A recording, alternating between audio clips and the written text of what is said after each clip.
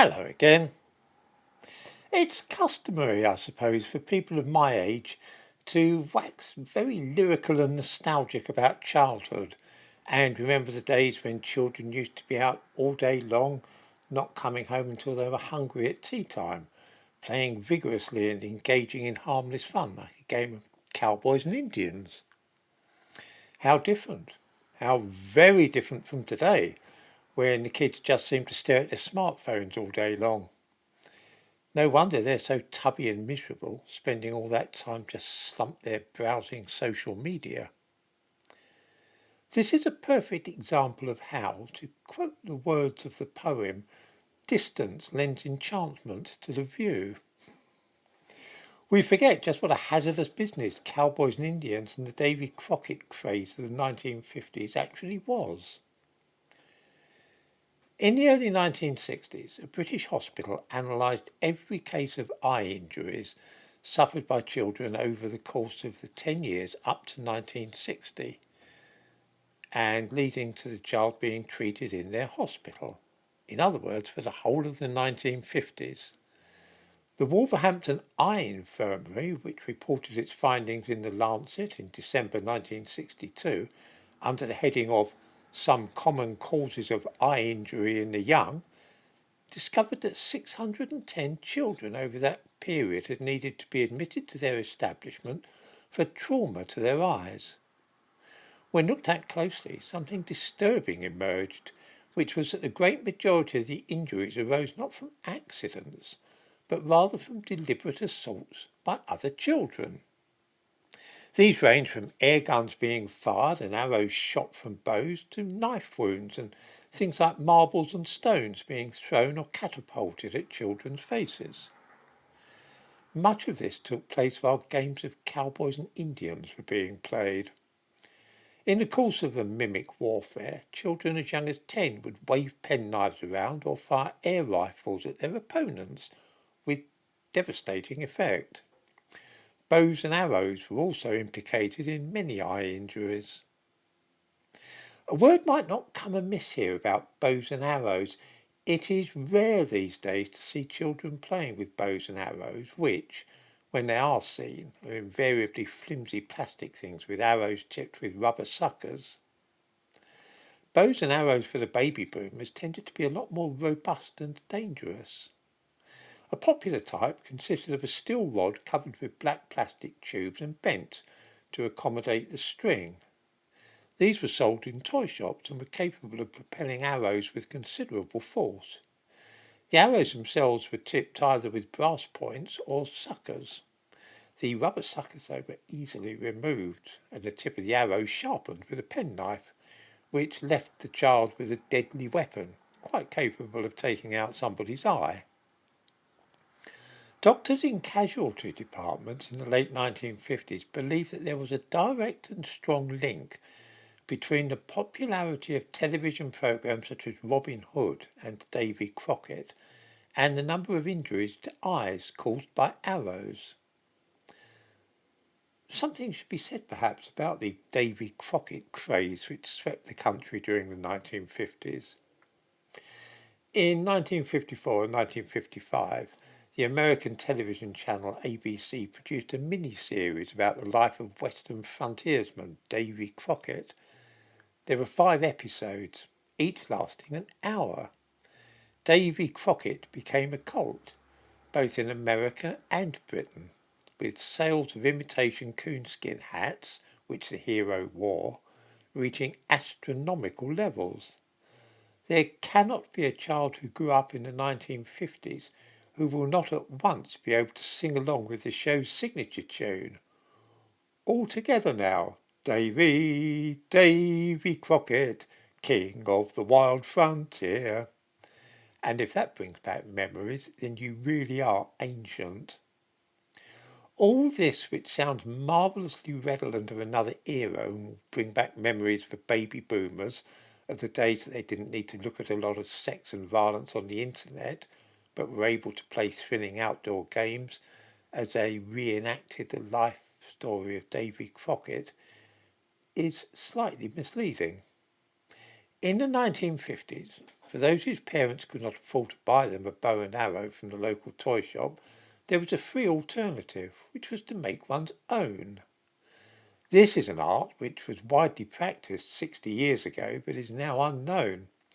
One needs a slim and springy straight shoot of a bush. Hazel is perfect.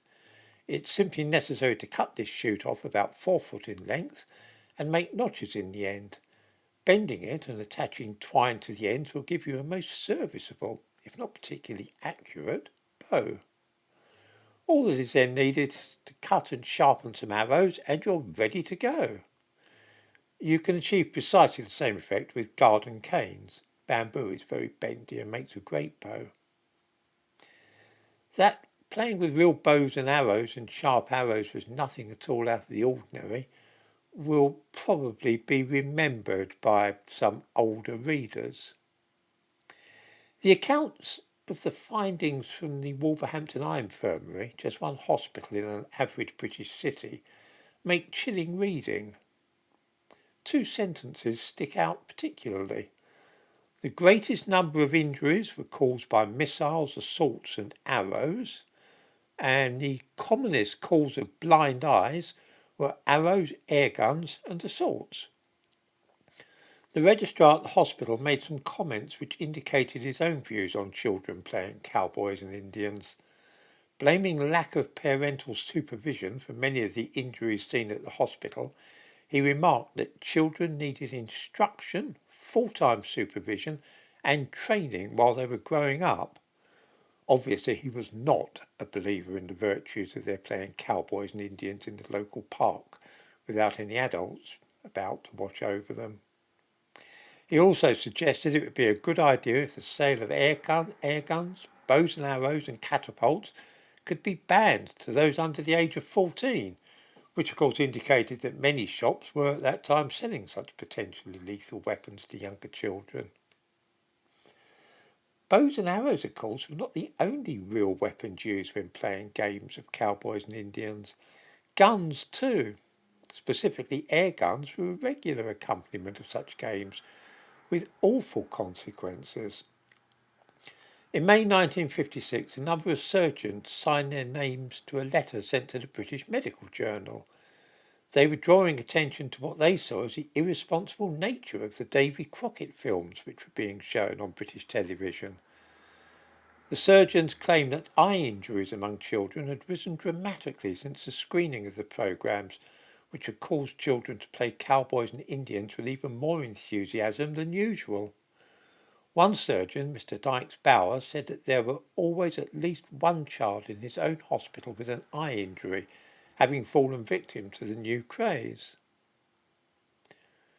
What are known technically as penetrating injuries to the eye are now very rarely seen in children, so-called blunt trauma being far more commonly recorded. The decline in use of bows and arrows, catapults and air guns by children has been responsible for this trend. A study in Scotland a couple of years ago found that penetrating injuries to the eyes were now almost unknown when children turned up at A&E. In the course of a year, only one child in the whole of Scotland lost the sight of an eye, and this was due simply to tripping up at home rather than being assaulted. A child losing an eye from an arrow wound would probably be headline news in today's Britain, rather than the run-of-the-mill affair it once was.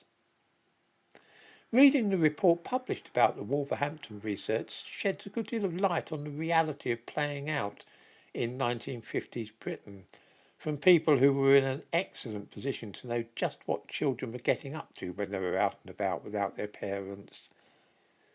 The 6 to 10 age group suffered the most injuries from having things thrown at them. As the registrar explained, if there was nobody of his own age to throw stones or marbles at, then a helpless younger child is often a convenient target.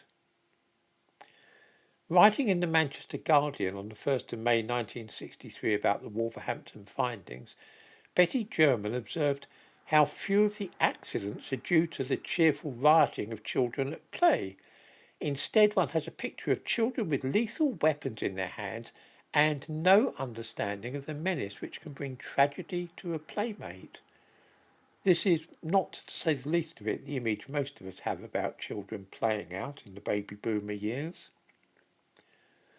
A regular feature in newspapers these days, every autumn, is the claim that some school or other has banned the playing of conkers or imposed stringent safety measures, requiring, for instance, that those playing conkers should wear protective goggles.